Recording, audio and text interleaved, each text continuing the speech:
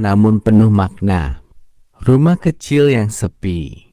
Di sebuah desa yang jauh dari hiruk-pikuk kota, berdiri sebuah rumah kayu kecil yang atapnya sudah mulai lapuk. Di sanalah tinggal seorang wanita tua bernama Ibu Aminah. Wajahnya penuh kerutan yang menceritakan kisah perjuangan hidup. Tangannya kasar bekas bekerja keras, namun matanya selalu memancarkan harapan setiap kali ia memandang ke arah jalan raya. Ibu Aminah memiliki seorang putra tunggal bernama Budi. Sejak kecil, Budi adalah segalanya bagi ibunya. Dengan susah payah, Ibu Aminah memeras keringat, menanam padi, memetik sayuran, hingga menjual anyaman bambu, hanya agar Budi bisa bersekolah, memakai pakaian bagus, dan hidup layak.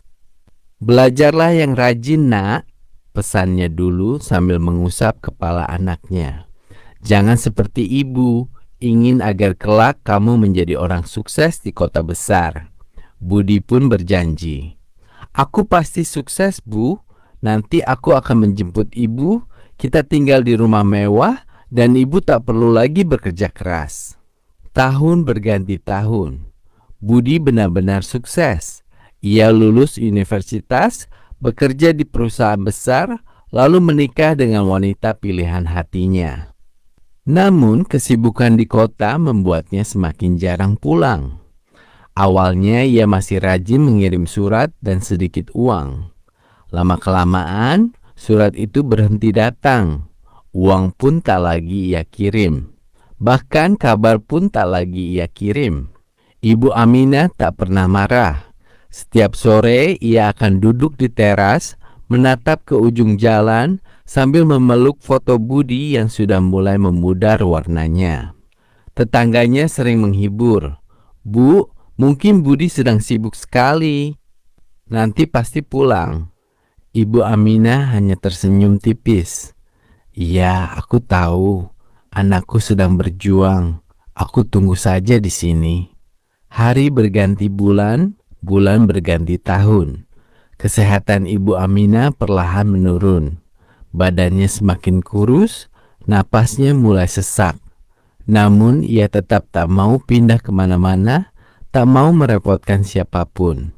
Ia masih berharap suatu hari nanti akan terdengar suara langkah kaki anaknya memanggil, "Ibu, aku pulang." Sementara itu di kota, Budi hidup nyaman. Terkadang bayangan ibunya muncul di benak, namun ia selalu menepisnya dengan alasan pekerjaan, urusan rumah tangga, atau sibuk mengurus anak-anaknya sendiri. "Nanti saja kalau sudah ada waktu luang," ucapnya pada diri sendiri. Padahal ia tahu waktu itu sengaja ia sisihkan untuk hal lain. Hingga suatu sore yang mendung, tubuh ringkih Ibu Aminah akhirnya tak sanggup lagi bertahan. Di teras rumah kesayangannya, tempat ia menunggu bertahun-tahun, dengan tangan yang masih menggenggam erat foto masa kecil Budi, ia menghembuskan napas terakhirnya sendirian. Tak ada siapa-siapa di sampingnya. Hanya angin sepoi-sepoi dan kenangan masa lalu yang menemaninya pergi. Kabar itu baru sampai ke telinga Budi 3 hari kemudian. Ia terbang ke desa dengan perasaan terkejut yang campur aduk. Saat kakinya melangkah masuk ke rumah kayu tua itu, aroma kenangan masa lalu menyambutnya. Di sana, di atas tempat tidur sederhana, terbujur kaku sosok yang paling menyayanginya di dunia.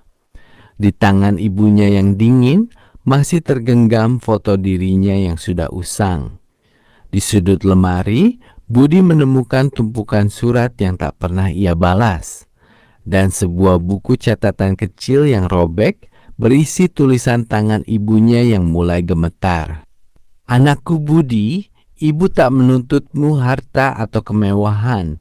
Ibu hanya ingin melihat wajahmu sekali lagi, mendengar suaramu, tahu bahwa kamu baik-baik saja. Sehatlah selalu, nak. Ibu selalu mendoakanmu dimanapun kamu berada." Budi jatuh berlutut. Air matanya tumpah tak terbendung. Rasa sesal yang mendadak menyergap seluruh dadanya.